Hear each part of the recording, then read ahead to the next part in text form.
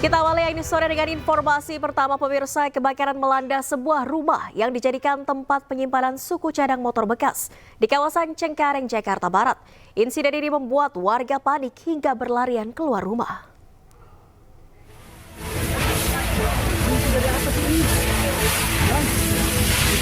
Musibah kebakaran terjadi di permukiman padat penduduk di Jalan Galunggung, Cengkareng, Jakarta Barat.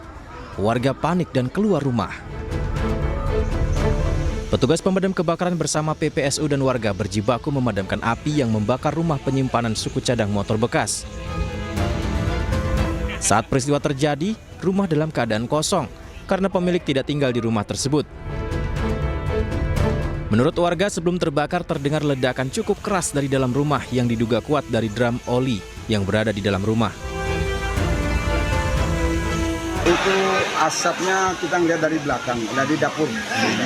Kemudian datang lagi ada dari belakang rumah dia yang kebakar itu, bilangin ada kebakaran. Akhirnya kita ambil alih, ngambil apar di RW10, ada dua dulu kita keluarin yang gede, kemudian ngambil lagi 4 lagi yang kecil. Kebakaran berhasil dipadamkan 1 jam kemudian setelah 16 unit mobil pemadam kebakaran Jakarta Barat diturunkan ke lokasi. Dugaan sementara kebakaran di rumah penyimpanan suku cadang motor bekas ini akibat korsleting listrik. Dari Jakarta, Miftahul Gani, iNews melaporkan. Pemirsa, cuaca buruk kembali melanda Pelabuhan Merak, Cilegon, Banten. Ombak tinggi di tengah hujan deras disertai angin kencang membuat bongkar muat kapal sulit dilakukan.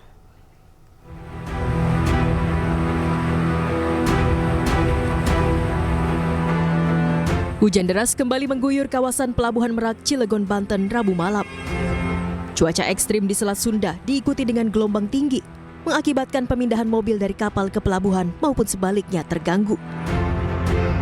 Proses bongkar muat pun terlambat dari jadwal normal, sehingga banyak kendaraan yang tertahan di lahan parkir. Nah, ini macet dari kapan sih ini? Dari siang, Kang. Dari kemarin siang juga sih. Penyebabnya apa sih? Siang. Penyebabnya apa gitu? Yang jelas katanya ombak apa-apa nggak paham sih. Antrian panjang di Pelabuhan Merak masih berlanjut hingga Kamis pagi. Pihak ASDP memastikan antrian kendaraan di tengah cuaca ekstrim telah diantisipasi dengan koordinasi antar 3 pelabuhan besar, yakni Pelabuhan Bandar Bakau Jaya atau BBJ di Bojonegara, Pelabuhan Ciwandan, serta Pelabuhan Merak untuk memperlancar penyeberangan ke Pulau Sumatera. Karena ada terkendala cuaca, terutama gelombang tadi, maka kecepatan loading unloadingnya terbatas. Yang tadinya portainya 1 jam, karena kita mengutamakan safety, keselamatan, maka pada saat loading unloading ini waktunya bertambah. Mengantisipasi cuaca ekstrim yang diprediksi masih akan berlanjut hingga akhir Desember 2024 di momen libur Natal dan Tahun Baru, Pelabuhan Merak telah menyiapkan kantong parkir yang dapat menampung hingga 6.000 lebih kendaraan. Dari Cilegon, Banten, Iskandar Nasution, iNews melaporkan. Pemirsa, 4 dari 7 mobil yang hanyut terbawa banjir bandang di Sukabumi, Jawa Barat ditemukan warga usai terseret sejauh 100 meter. Sementara akibat banjir bandang tersebut 3 orang tewas dan 4 orang lainnya dinyatakan hilang.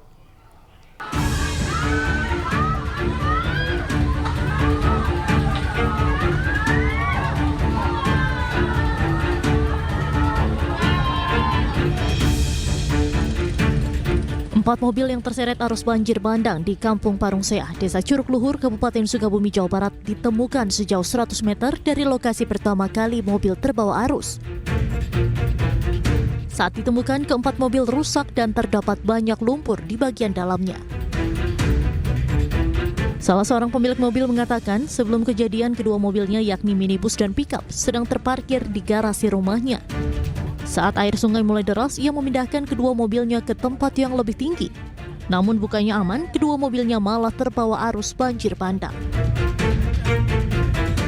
Jadi ketika saya menyelamatkan mobil, evakuasi ke daerah yang lebih tinggi, air sudah duluan naik ke rumah.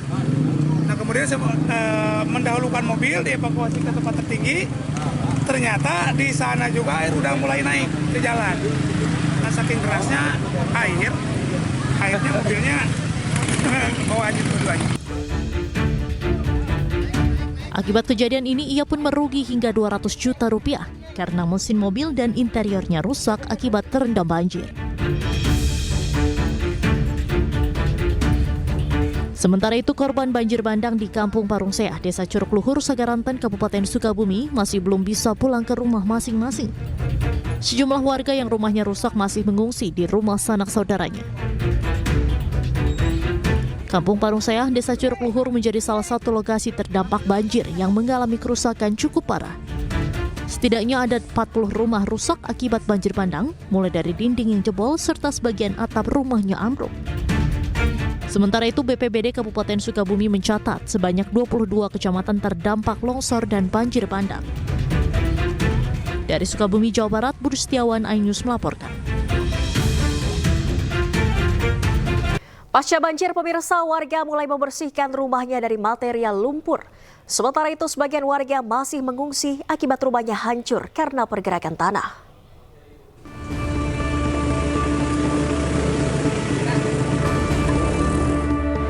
Warga Kampung Parungseah, Sagaranten, Kabupaten Sukabumi mulai membersihkan rumah mereka yang sempat terendam banjir setinggi 3 meter. Warga membersihkan lumpur sisa banjir yang masuk ke dalam rumah. Tak hanya itu, warga juga memindahkan perabotan yang bisa diselamatkan dari terjangan banjir. Banjir merendam hampir seluruh barang berharga milik warga. Bahkan, pakaian sekolah anak-anak ikut hanyut terbawa arus banjir. Ya lah tulisan ya itu keperluan anak-anak baju. Terus perabotan, terus apa lagi? Banyak sih alat rumah tangga habis dah. Cuci TV gitu. Tidak hanya akibat banjir, puluhan warga desa Sukamaju, Kabupaten Sukabumi juga mengungsi akibat pergerakan tanah yang membuat rumah mereka hancur. Mereka mengungsi ke posko pengungsian yang disiapkan oleh Pemprov Jawa Barat di kantor kecamatan. Warga terpaksa meninggalkan rumah mereka sambil menantikan bantuan dari pemerintah. Dari Kabupaten Sukabumi, Jawa Barat, Tim Liputan iNews melaporkan. Pemirsa, penjabat Gubernur Jawa Barat B. Mahmudin meninjau lokasi bencana longsor dan banjir di Kabupaten Sukabumi, Jawa Barat. Cuaca ekstrim yang melanda Sukabumi membuat 14 jembatan terputus hingga menyebabkan aktivitas warga setempat lumpuh.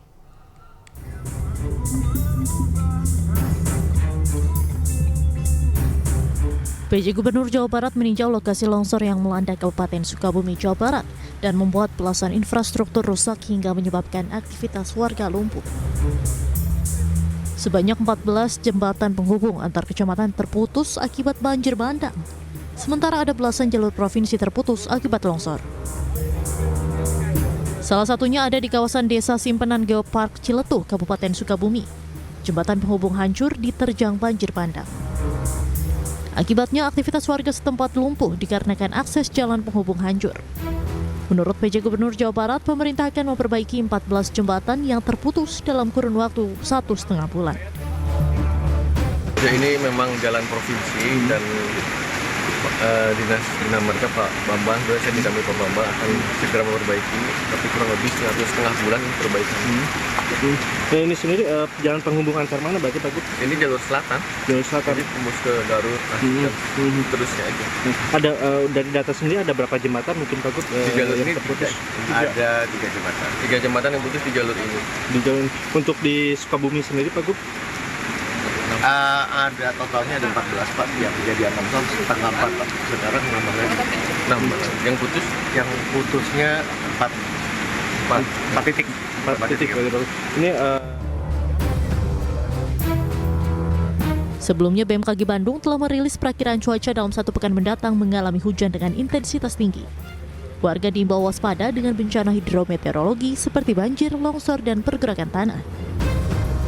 Dari Bandung, Jawa Barat, Ervan David, iNews melaporkan.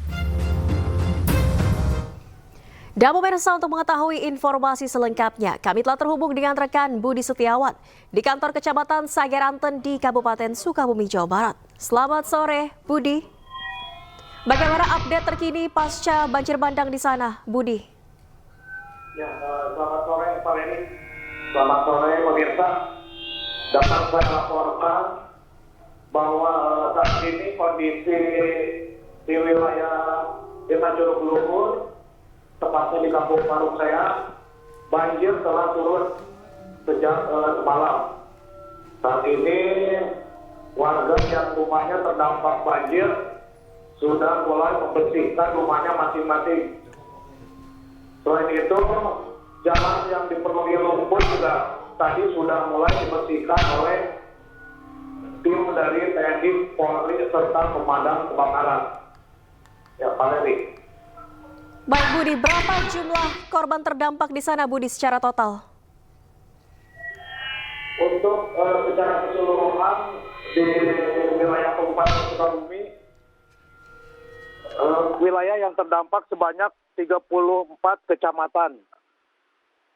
Sementara itu 180 kepala keluarga yang dihuni oleh 461 jiwa.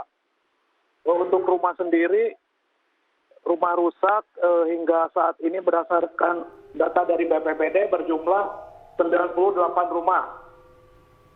Sementara rumah yang terendam sebanyak 455 rumah. Valeri. Baik, terima kasih Budi atas laporannya langsung dari Sukabumi, Jawa Barat. Budi, kami nantikan update selanjutnya. Tetap hati-hati dalam bertugas. Selamat sore. Ya pemirsa, BMKG mengimbau warga untuk waspada terhadap cuaca ekstrim. Puncak musim hujan diprediksi terjadi dari Desember hingga Maret 2025.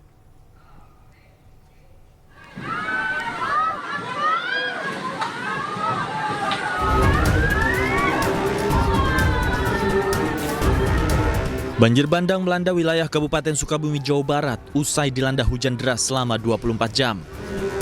Banjir bandang mengakibatkan sejumlah kendaraan terseret derasnya arus banjir. Badan Meteorologi, Klimatologi, dan Geofisika mengingatkan warga Sukabumi dan sekitarnya untuk tetap waspada terhadap potensi terjadinya banjir bandang susulan. BMKG mengungkap saat ini Indonesia memasuki awal musim hujan dan curah hujan tinggi bisa berlangsung hingga bulan Maret 2025 mendatang.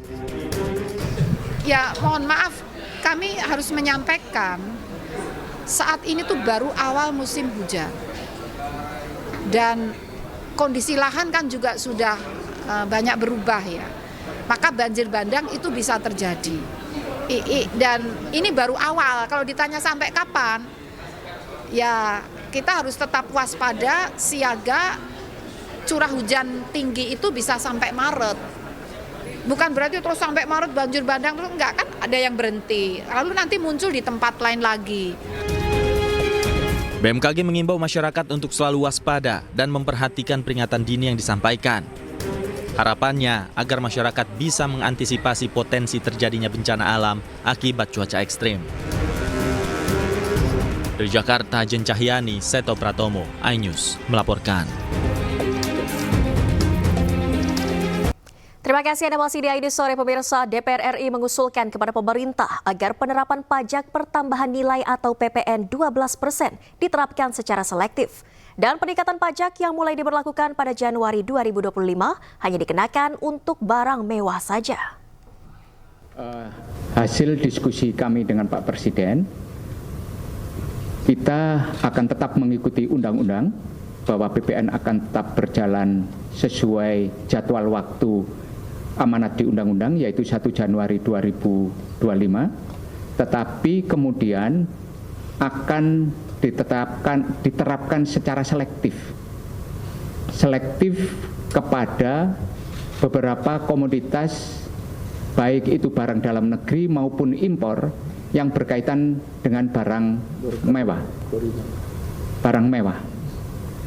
Sehingga pemerintah hanya memberikan beban itu kepada konsumen pembeli barang mewah. Masyarakat kecil tetap kepada tarif PPN yang saat ini berlaku. Sehingga nanti tidak berlaku lagi, rencananya masih dipelajari oleh pemerintah, dilakukan pengkajian lebih mendalam bahwa PPN nanti akan tidak berada dalam satu tarif. tidak berada dalam satu tarif. Dan ini nanti akan masih dipelajari. Masyarakat tidak perlu khawatir karena ruang lingkup mengenai kebutuhan barang pokok, kemudian jasa pendidikan, jasa kesehatan, kemudian jasa perbankan yang berkaitan dengan hal-hal yang bersifat pelayanan umum, jasa pemerintahan tetap tidak dikenakan PPN.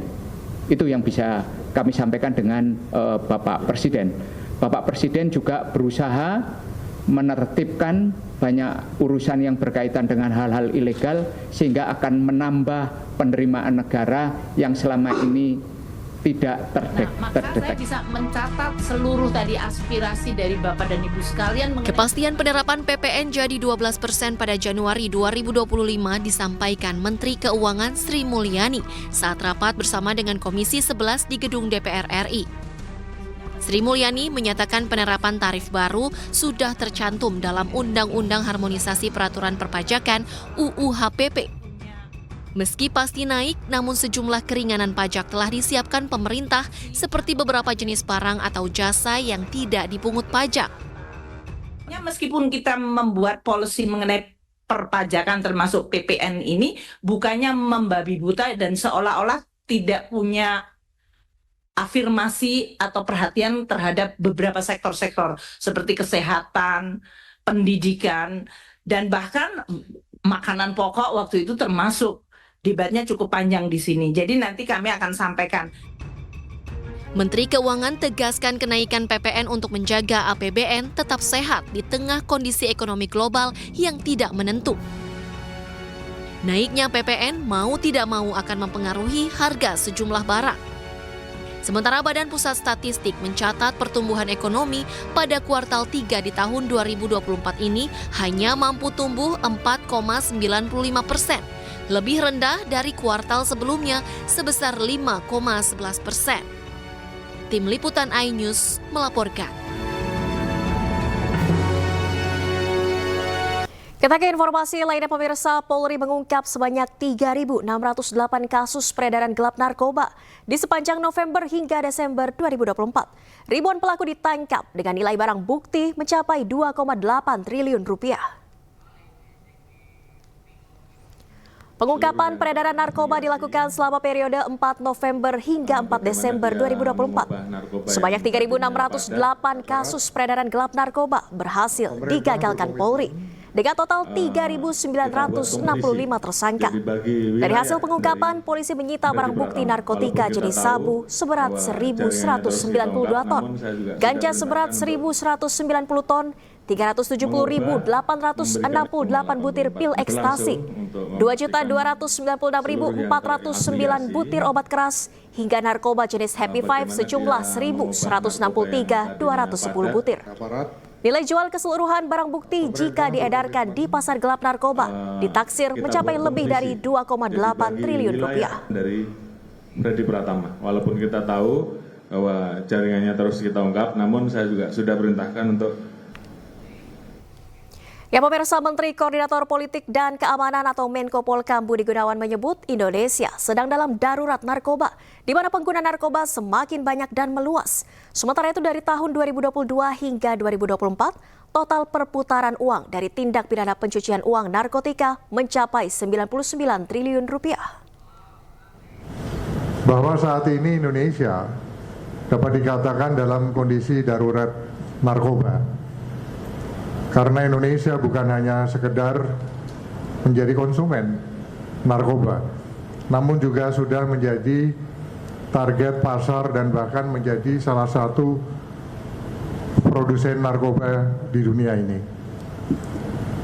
Jumlah pengguna narkoba di Indonesia cukup besar dan peredarannya semakin meluas. Tidak hanya di kota-kota besar saja, tetapi juga sudah menjangkau di daerah-daerah terpencil. Pada tahun 2024, angka prevalensi penyalahgunaan narkoba di Indonesia telah mencapai 3,3 juta orang yang didominasi oleh generasi muda, terutama remaja yang berusia 15 hingga 24 tahun.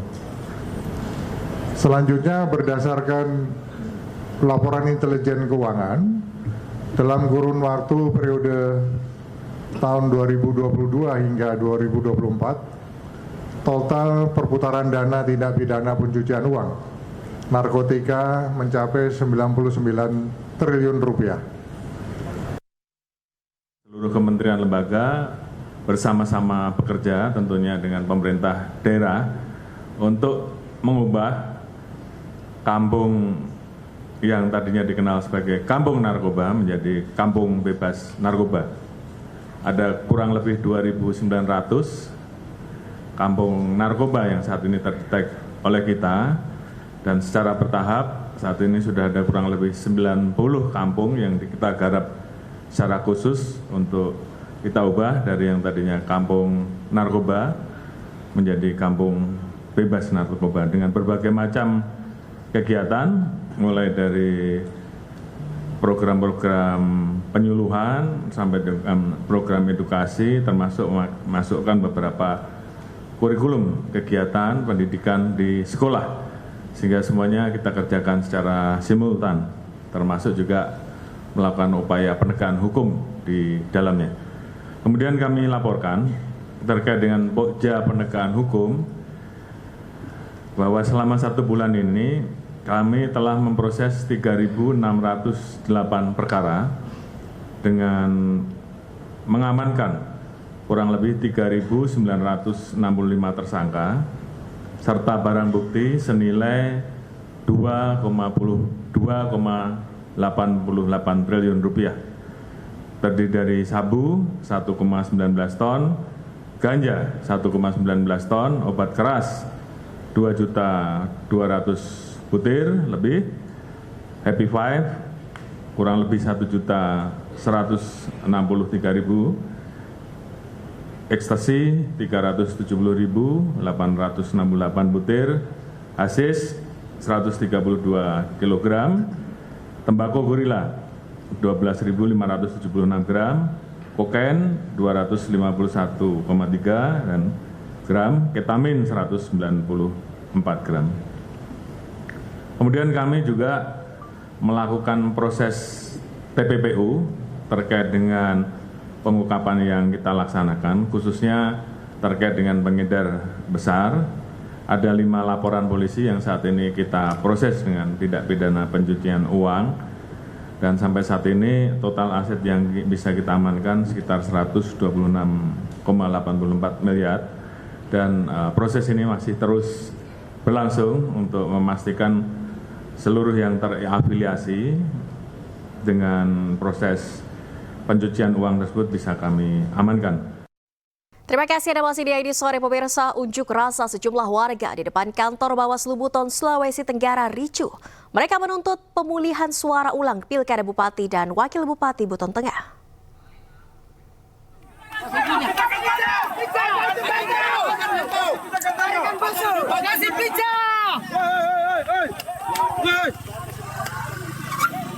Kasir.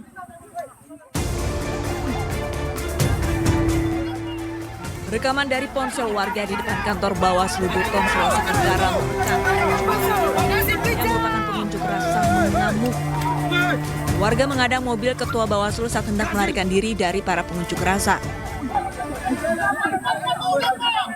Pada tanggal 27 November kemarin, itu kemudian terjadinya. Aparat kepolisian pun langsung menenangkan warga dan mengamankan ketua Bawaslu kembali ke dalam kantor Bawaslu. Kericuhan dipicu kekesalan massa atas tidak ada jawaban dari Bawaslu terkait tuntutannya, yaitu menerbitkan rekomendasi PSU atau pemilihan suara ulang di beberapa TPS. Massa mengamuk di kantor Bawaslu karena tidak puas atas jawaban dari Ketua Bawaslu Buton. Karena menurut massa aksi bahwa Ketua Bawaslu terlalu berbelit memberikan jawaban kepada aksi UNRAS yang tidak sesuai dengan tuntutan aksi massa. Selanjutnya massa aksi memprotes karena seolah-olah pihak Bawaslu mengulur-ulur waktu dan tidak adanya rekomendasi kepastian PSU atas laporan mereka. Sementara itu pemirsa, rekapitulasi suara di sejumlah kecamatan di Jakarta telah selesai. Pasangan Pramono Rano unggul sementara di Jakarta Barat dan Jakarta Timur. Kepala Suku Dinas Dukcapil Kota. Rapat pleno rekapitulasi dan penetapan perolehan suara Pilgub Jakarta di sejumlah wilayah telah selesai digelar. Di Jakarta Barat, hasil rekapitulasi dari 8 kecamatan di seluruh wilayah Jakarta Barat menetapkan paslon Cagup dan Cawagup Jakarta nomor urut 3, Pramono Anung Rano Karno unggul dengan 500.738 suara. Namun saksi dari paslon Cagup dan Cawagup Jakarta nomor urut 1, Ridwan Kamil Suswono, menolak mendatangani berita acara. Mereka beralasan KPUD dan Bawaslu kurang profesional dalam menyelenggarakan pilkada kali ini, sehingga tingkat partisipasi pemilih sangat rendah. Pertama itu tingkat partisipasi publik kita ya dalam pilkada kali ini rendah. Artinya kerendahan ini mencerminkan pada profesionalitas penyelenggara pemilu kali ini. Kami nilai penyelenggaraan pemilu kali ini sangat ya kurang baik lah, intinya kayak sangat buruk sebenarnya. Dengan tingkat partisipasi publik itu kurang daripada sekitar 50% kayak gitu. Sementara KPUD Jakarta Barat menyatakan meski berita acara tidak ditandatangani saksi, namun hasil rekapitulasi tetap sah. Ya, betul, saksi dari paslon 01 tidak bertanda tangan, tapi kami merasa dan menganggap ini hal biasa. Tetap sah.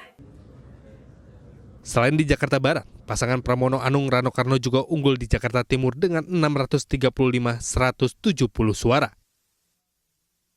Pasangan Pramono Rano unggul di 9 kecamatan kecuali di Pasar Rebo. Di kecamatan ini, pasangan calon gubernur dan wakil gubernur Jakarta nomor urut 1, Ridwan Kamil Suswono, unggul dengan perolehan 45.601. Tim Liputan iNews melaporkan. Ya pemirsa, rekapitulasi suara berjenjang untuk Pilkada Jakarta masih terus berlangsung. Rekapitulasi suara tingkat kota awalnya dijadwalkan dimulai pada 4 Desember.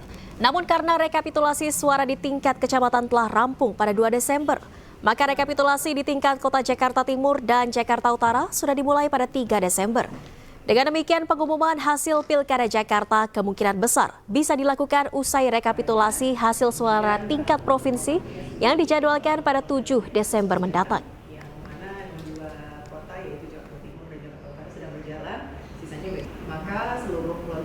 Pemirsa, Sun Haji penjual es teh yang videonya viral karena dihina pendakwah Miftah Maulana menyambangi pondok pesantren Ora Aji milik Miftah Maulana di Sleman, Yogyakarta.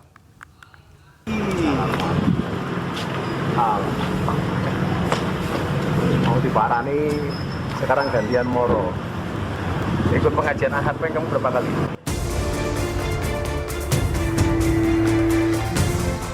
Dengan diantar oleh keluarga, Sun Haji, pedagang es teh yang viral karena dihina pendakwa Miftah Maulana, mendatangi pondok pesantren Ora Aji di Sleman, Yogyakarta. Kedatangan Sun Haji ke ponpes milik Miftah Maulana ini adalah kunjungan balasan setelah sebelumnya bertemu Miftah di rumahnya di Magelang, Jawa Tengah. Keduanya sepakat untuk berdamai demi meredam polemik yang muncul di masyarakat. Dalam kesempatan itu, Miftah Maulana juga akan mengumrohkan Sun Haji bersama keluarga. Selain itu, Sun Haji juga diberikan seragam banser lengkap. Baik Miftah maupun Sun Haji menganggap persoalan di antara keduanya telah selesai secara kekeluargaan dan tidak perlu diperpanjang lagi. Alhamdulillah bisa dikomunikasikan dengan baik sehingga tidak ada miss dan kesalahpahaman di antara kita berdua, antara saya dengan Mas Sun Haji. Sekali lagi saya juga berterima kasih kepada netizen.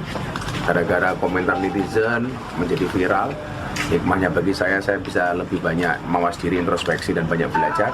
Hikmah bagi Mas Sun Haji bisa mendapatkan keberkahan dan diangkat derajatnya oleh Allah Subhanahu wa Ta'ala. Jadi tidak ada yang sia-sia. Pertama silaturahim, yang kedua kita saling maaf-maafkan, jadi sudah tidak ada masalah juga. Kalau rencana umroh Mas, tadi kan tawaran umroh. Belum ada, saya belum berencana sama kakak saya karena ibu saya tidak dapat memberi keputusan sendiri. Sebelumnya, Sun Haji, pedagang es asal desa Banyusari, Kecamatan Grabak, Magelang ini mendapat kata-kata tak pantas dari Miftah Maulana Habibur Rahman hingga videonya viral di media sosial dan menuai kecaman dari banyak orang. Dari Yogyakarta, Gunanto Farhan, iNews melaporkan. Ya, Sun Haji mengaku telah memaafkan Miftah Maulana Habibur Rahman alias Gus Miftah. Dirinya juga meminta kepada seluruh masyarakat untuk tidak memperpanjang masalah tersebut karena sudah diselesaikan secara kekeluargaan. Ya, intinya kami sudah saling memaafkan dan perkara ini sudah selesai secara kekeluargaan. Saya secara pribadi saya tadi pagi sudah pukul 7 kami bertatap muka dan saling memaafkan, dan kami sudah memaafkan dan Gus Miftah juga setelah kami tersebut Tegolilo ampun saling memaafkan. Itu aja, saya tidak akan melibatkan bermasalah. Saya minta kepada seluruh masyarakat untuk bertandakan masalah ini karena masalah ini sudah selesai secara kekeluargaan. Pribadi saya dan Gus Miftah tidak tatap muka secara waktu itu aja, saya tidak akan memperpanjang masalah ini karena saya belum selesai. Sementara itu, desakan pencopotan Miftah Maulana Habibur Rahman alias Gus Miftah dari jabatan utusan khusus Presiden bidang keagamaan mencuat di media sosial. Bahkan petisi pencopotan Gus Miftah telah ditandatangani hampir oleh 50.000 orang. Es tehmu di oke ra? Masih, ya kono didok.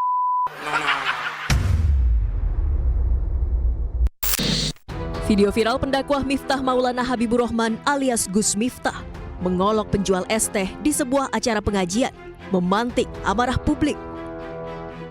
Utusan khusus Presiden bidang kerukunan beragama dan pembinaan sarana keagamaan itu menghina dan melontarkan kata kasar kepada seorang penjual es teh yang tengah berkeliling menawarkan dagangannya. Usai kejadian ini, Presiden Prabowo Subianto disebut telah menegur Gus Miftah atas kalimat yang dilontarkannya. Presiden sudah memberikan teguran kepada yang bersangkutan melalui Sekretaris Kabinet untuk segera meminta maaf kepada Bapak Sun Haji yang mungkin saja dan sangat mungkin terluka perasaannya karena kejadian kemarin. Mendapat kecaman, Gus Miftah akhirnya buka suara dan meminta maaf kepada publik. Dengan kerendahan hati, saya minta maaf atas kekhilafan saya. Saya memang sering bercanda dengan siapapun, maka untuk itu atas candaan kepada yang bersangkutan saya akan meminta maaf secara langsung dan mudah-mudahan dibukakan pintu maaf untuk saya.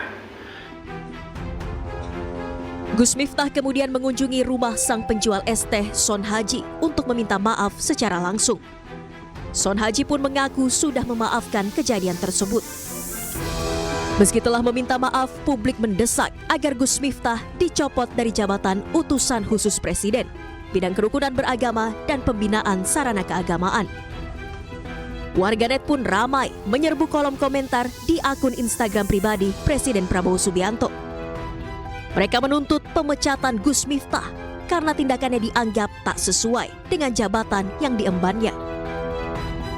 Bahkan petisi untuk mencopot Gus Miftah dari jabatan utusan khusus Presiden di laman change.org telah ditandatangani hampir 50.000 orang. Nama Miftah juga menjadi trending topik di media sosial X dengan lebih dari 100.000 cuitan. Tim Liputan iNews melaporkan. Sementara itu, pemirsa, Menteri Agama Nasaruddin Umar mengimbau kepada para penyuluh agama untuk bisa berdakwah dengan arif dan bijaksana serta menjaga kerukunan umat. Selain itu, Kementerian Agama juga menekankan pentingnya membangun sistem pendidikan yang berkualitas.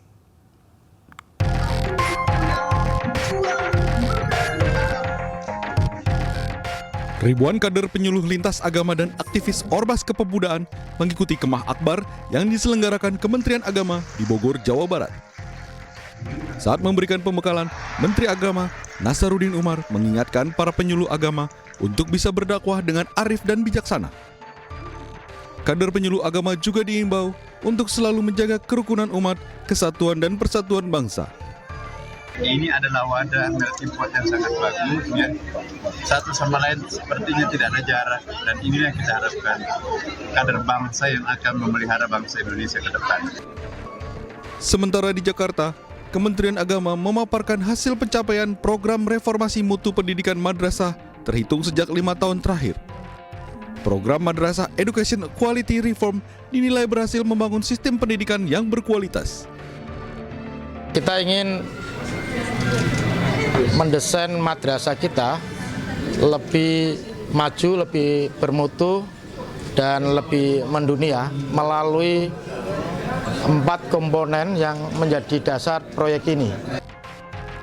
Kementerian Agama juga menekankan pentingnya pendidikan inklusif, khususnya bagi anak-anak penyandang disabilitas, serta berkomitmen meningkatkan kesejahteraan guru melalui pelatihan berkelanjutan. Dari Bogor, Jawa Barat, dan Jakarta, tim liputan iNews melaporkan. Keinformasi lain, pemirsa, daycare Kiddie Space di Kota Depok, Jawa Barat ditutup usai seorang pengasuh ditetapkan sebagai tersangka penganiayaan bayi berusia 1 tahun 3 bulan. Daycare Kiddie Space yang berdiri selama setahun terakhir juga diketahui tidak berizin atau ilegal.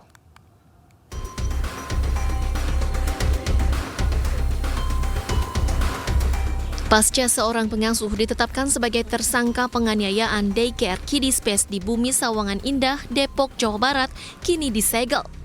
Garis polisi terpasang di pintu pagar bangunan dan tidak ada lagi kegiatan di dalam daycare. Pelang atau papan nama pun telah dicopot sehingga tidak ada lagi penanda terkait keberadaan tempat penitipan anak ini. Dinas Pendidikan Kota Depok mengakui daycare Kiddie Space belum memiliki izin alias ilegal.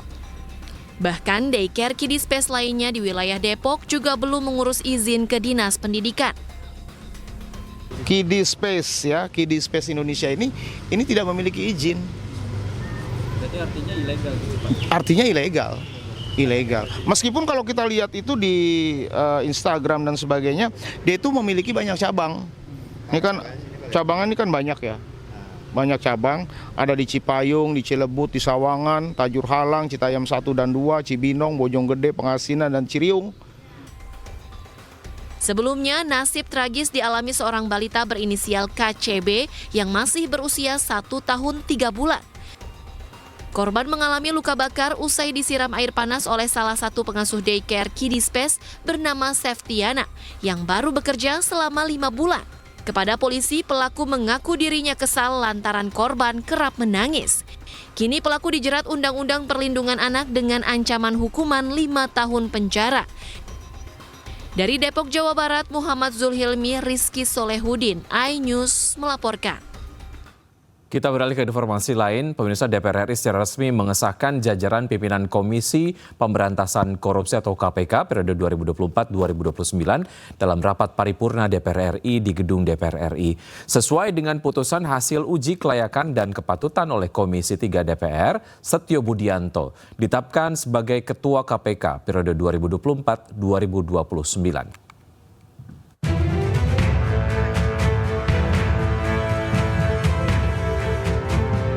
Rapat paripurna DPR RI Kamis pagi secara resmi mengesahkan 5 pimpinan dari Komisi Pemberantasan Korupsi atau KPK setelah melalui uji kelayakan dan kepatutan oleh Komisi 3 DPR RI. Paripurna pengesahan pimpinan KPK yang digelar di ruang paripurna Kompleks Parlemen Senayan, Jakarta dilakukan langsung oleh Ketua DPR RI Puan Maharani dan dihadiri oleh Wakil Ketua DPR Sufmi Dasko Ahmad, Adis Kadir, Saan Mustafa, dan Cucun Ahmad Syamsuriza. Seusai mendengarkan laporan hasil uji kelayakan dan kepatutan dari Ketua Komisi 3 DPR Habibur Rahman, Puan Maharani selaku Ketua DPR langsung mengesahkan 5 pimpinan KPK periode 2024-2029 usai mendapatkan persetujuan dari anggota Dewan yang hadir dalam rapat paripurna. Ketua KPK periode 2024-2029, Setio Budianto mengatakan, nantinya setelah dilantik dan aktif menjadi Ketua KPK, dirinya akan mengaktifkan kembali sistem kolektif kolegial 5 pimpinan, termasuk menyatukan visi misi dari kelima pimpinan. Pihaknya juga akan meneruskan program yang baik dari pimpinan terdahulu, serta mengevaluasi program yang kurang baik. Saya akan mengaktifkan kembali sistem kolektif kolegial 5 pimpinan. Dari 5 pimpinan itu nanti, ini termasuk juga masalah visi misi ya. Visi misi itu kan bukan visi misi saya, bukan visi misinya Pak JT, bukan visi misinya AJP, Pak Ibnu maupun Pak Fitro, tapi visi misi berlima. Oleh karena itu apa yang dilakukan oleh pimpinan yang sebelumnya, yang baik pasti akan kami lanjutkan, yang kurang pasti akan kami evaluasi ya, untuk kemudian sebagai bahan perbaikan.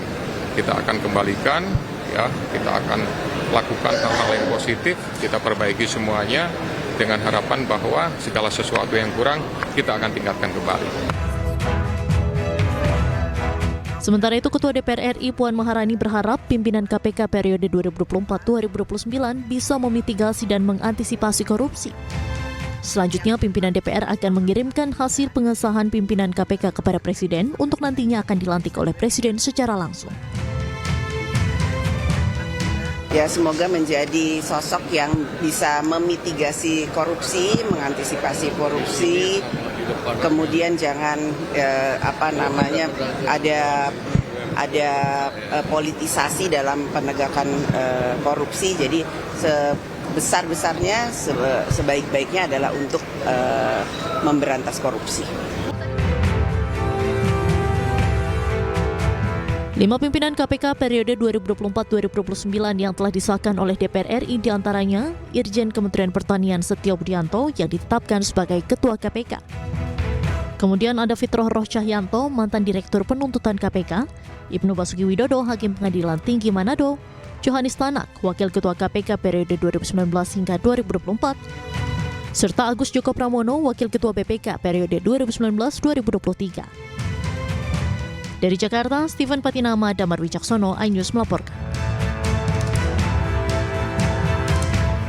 Ya, Ketua KPK periode 2024-2029 yang baru saja disahkan oleh DPR RI Setio Budianto menjamin bahwa tindakan penangkapan KPK yang disebut operasi tangkap tangan atau OTT tetap dilanjutkan di masa bakti 2024-2029.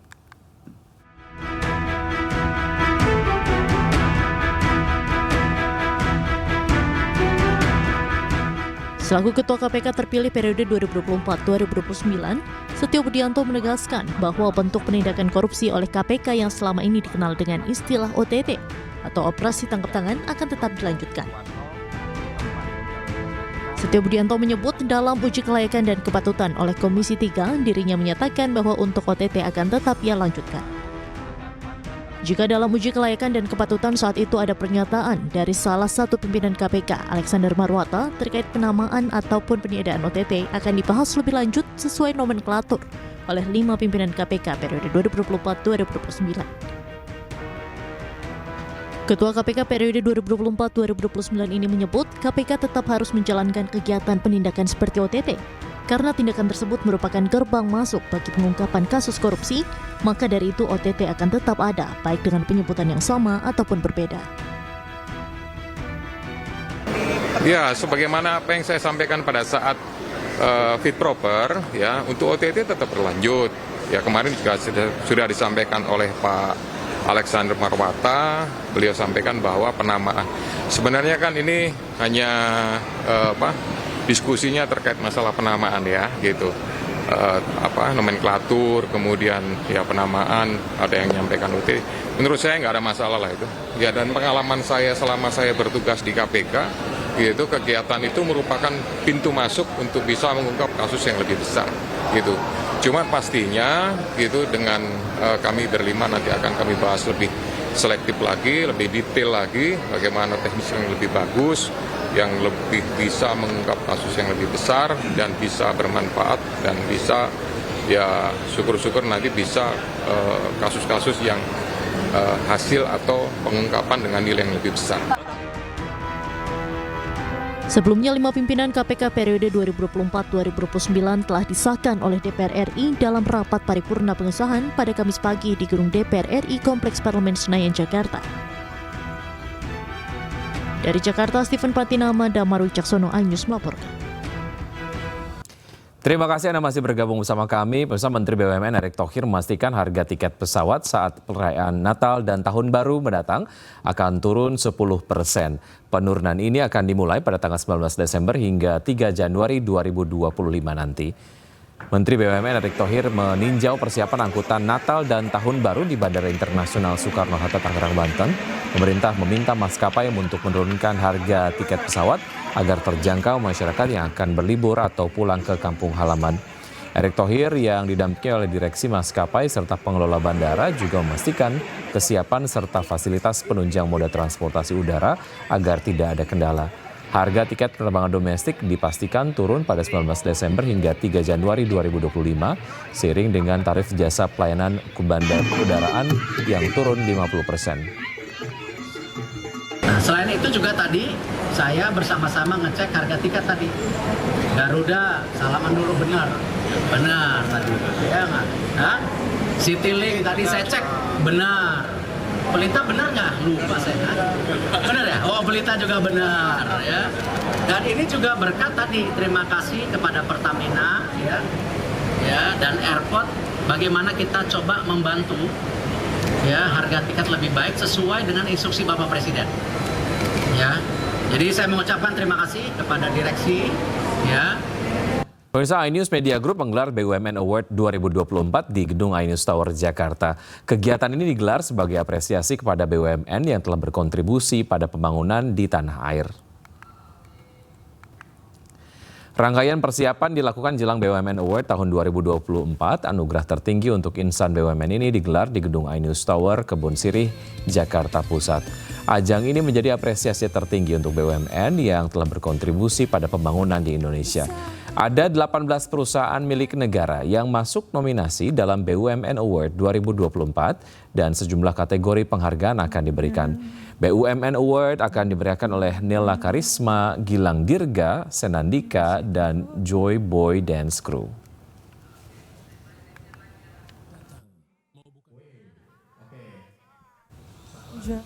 Ya, bagaimana persiapan lebih lengkapnya? Kami telah terhubung dengan rekan Henry Aprila dari Jakarta Concert Hall, iNews Tower, Jakarta. Selamat malam, Henry. Bagaimana persiapan menuju event BUMN Award ini di venue saat ini? Ya baik, Wiki dan juga pemirsa, selamat malam. Ini sejumlah persiapan. Jika kita dapat sampaikan memang hingga saat ini sudah mulai siap begitu, karena mengingat sejumlah persiapan logistik, bahkan juga beberapa persiapan lainnya seperti gladi bersih dan juga gladi kotor sudah mulai dilaksanakan untuk melaksanakan event BUMN Award 2024 maksud kami. Tentunya dalam event ini sendiri ini tentunya sebuah kegiatan yang mengapresiasi tinggi badan usaha milik negara yang tentunya sangat menginspiratif bagi pembangunan tanah air ke depan. Dan juga dapat kami sampaikan nantinya acara ini akan dimulai tepat pada pukul 21.00 atau tepat pada pukul 9 malam waktu Indonesia Barat. Memang untuk persiapannya hingga saat ini para tamu undangan yang juga ikut mengikuti acara event BUMN Award 2024 ini belum begitu terlihat para tamu berdatangan. Kemudian juga dalam event ini sendiri ini ada 5 kategori yang diantaranya yakni ada Personal Award, kemudian Economy Transformation, kemudian ada Social Culture Ecology Transformation, kemudian juga ada Good Government Transformation, dan terakhir ini ada Outstanding Achievement in Leadership. Kemudian dalam acara ini sendiri nantinya juga ada sejumlah penampilan menarik yang dapat dinikmati oleh para tamu undangan, seperti halnya ada Nela Karisma, kemudian ada Gilang Dirga, ada juga Senandika, dan juga satu penampilan menarik yakni dari Joy Boy Dance Crew. Dan juga untuk acara hari ini tentunya dapat diharapkan dapat berjalan dengan baik dan juga dapat memberikan inspirasi ke depan. Sementara Wiki, kembali ke Anda. Baik, Hendy, terima kasih atas laporan yang Anda sudah sampaikan. Selamat bertugas kembali. Dan bersama kita beralih ke informasi berikutnya. Kebakaran melanda rumah yang dijadikan gudang penyimpanan suku cadang motor bekas di kawasan Cengkareng, Jakarta Barat. Insiden ini pun membuat warga panik hingga keluar rumah.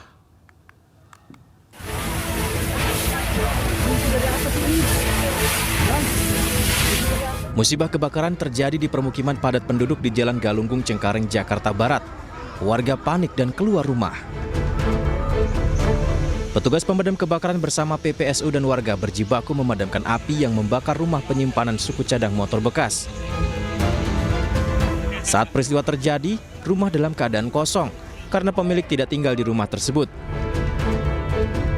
Menurut warga, sebelum terbakar terdengar ledakan cukup keras dari dalam rumah yang diduga kuat dari drum oli yang berada di dalam rumah. Itu asapnya kita ngeliat dari belakang, dari dapur. Kemudian datang lagi ada dari belakang rumah dia yang kebakar itu, bilangin ada kebakaran. Akhirnya kita ambil alih, ngambil apar di RW10, ada dua dulu kita keluarin yang gede, kemudian ambil lagi 4 lagi yang kecil. Kebakaran berhasil dipadamkan 1 jam kemudian setelah 16 unit mobil pemadam kebakaran Jakarta Barat diturunkan ke lokasi. Dugaan sementara kebakaran di rumah penyimpanan suku cadang motor bekas ini akibat korsleting listrik. Dari Jakarta, Miftahul Gani, iNews melaporkan. Pemirsa, cuaca buruk kembali melanda Pelabuhan Merak, Cilegon, Banten. Ombak tinggi di tengah hujan deras disertai angin kencang membuat bongkar muat kapal sulit dilakukan.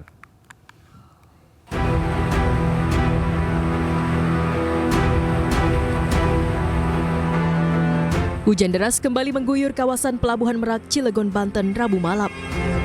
Cuaca ekstrim di Selat Sunda diikuti dengan gelombang tinggi, mengakibatkan pemindahan mobil dari kapal ke pelabuhan maupun sebaliknya terganggu. Proses bongkar muat pun terlambat dari jadwal normal, sehingga banyak kendaraan yang tertahan di lahan parkir. Nah, ini macet dari kapan sih ini? Dari siang, Kang. Dari kemarin siang juga sih. Penyebabnya apa sih? Siang. Penyebabnya apa gitu? Jelas katanya ombak apa-apa nggak paham sih.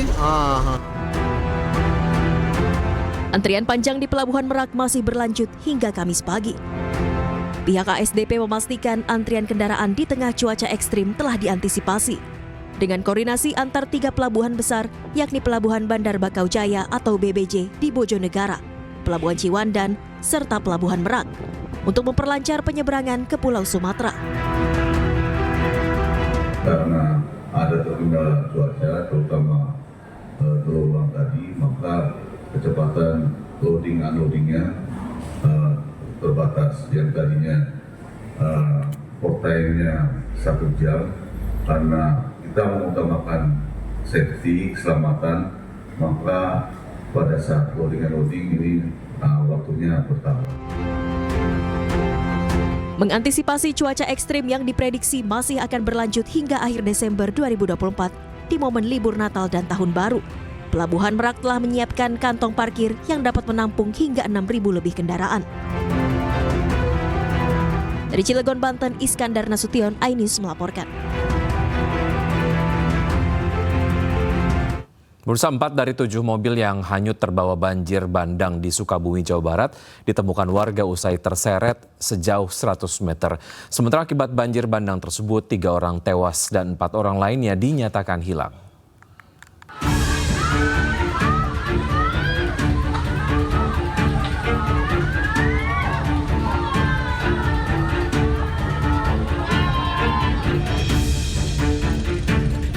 Empat mobil yang terseret arus banjir bandang di Kampung Parungseah, Desa Curug Luhur, Kabupaten Sukabumi, Jawa Barat ditemukan sejauh 100 meter dari lokasi pertama kali mobil terbawa arus.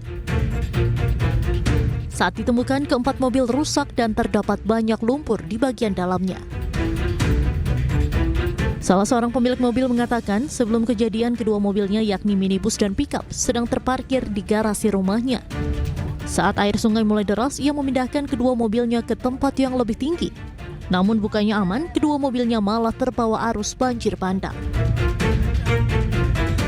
Jadi ketika saya menyelamatkan mobil, evakuasi ke daerah yang lebih tinggi, air sudah duluan naik ke rumah.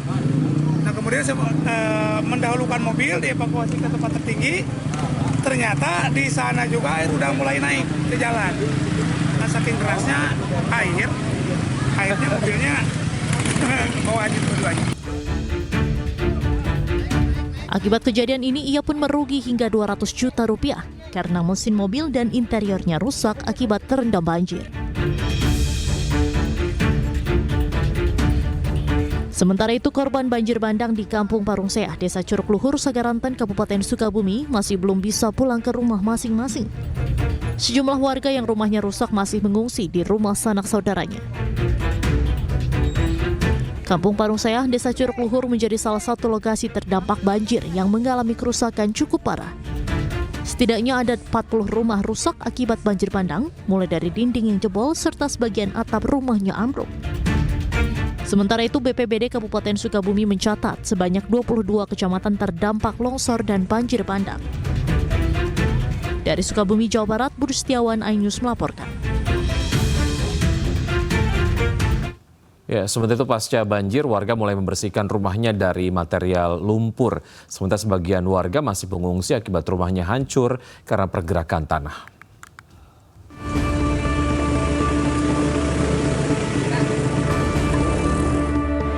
Warga kampung Parung Seah, Sagaranten, Kabupaten Sukabumi mulai membersihkan rumah mereka yang sempat terendam banjir setinggi 3 meter.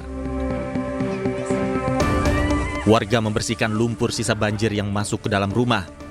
Tak hanya itu, warga juga memindahkan perabotan yang bisa diselamatkan dari terjangan banjir. Banjir merendam hampir seluruh barang berharga milik warga. Bahkan, pakaian sekolah anak-anak ikut hanyut terbawa arus banjir. Ya lah tulisan saya itu keperluan anak-anak baju. Terus perabotan. Terus apa lagi? Banyak alat rumah tangga habis dah. Cuci TV gitu. Tidak hanya akibat banjir, puluhan warga desa Sukamaju, Kabupaten Sukabumi juga mengungsi akibat pergerakan tanah yang membuat rumah mereka hancur. Mereka mengungsi ke posko pengungsian yang disiapkan oleh Pemprov Jawa Barat di kantor kecamatan. Warga terpaksa meninggalkan rumah mereka sambil menantikan bantuan dari pemerintah. Dari Kabupaten Sukabumi, Jawa Barat, Tim Liputan iNews melaporkan. Sementara itu, pemirsa, Badan Meteorologi, Klimatologi, dan Geofisika mengimbau warga di Sukabumi dan sekitarnya untuk tetap waspada akan terjadinya banjir bandang susulan. Saat ini bau awal dari musim hujan yang bisa puncaknya bisa berlangsung hingga Maret 2025.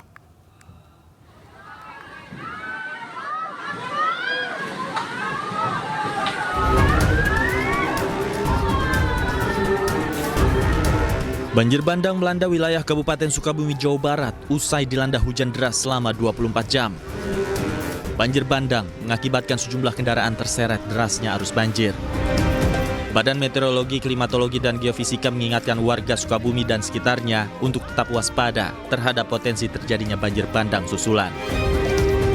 BMKG mengungkap saat ini Indonesia memasuki awal musim hujan dan curah hujan tinggi bisa berlangsung hingga bulan Maret 2025 mendatang. Ya, mohon maaf, kami harus menyampaikan saat ini tuh baru awal musim hujan. Dan kondisi lahan kan juga sudah banyak berubah ya. Maka banjir bandang itu bisa terjadi. Dan ini baru awal, kalau ditanya sampai kapan, ya kita harus tetap waspada, siaga, curah hujan tinggi itu bisa sampai Maret. Bukan berarti terus sampai Maret banjir bandang, enggak, kan ada yang berhenti. Lalu nanti muncul di tempat lain lagi. BMKG mengimbau masyarakat untuk selalu waspada dan memperhatikan peringatan dini yang disampaikan. Harapannya agar masyarakat bisa mengantisipasi potensi terjadinya bencana alam akibat cuaca ekstrim. Dari Jakarta, Jen Cahyani, Seto Pratomo, iNews melaporkan.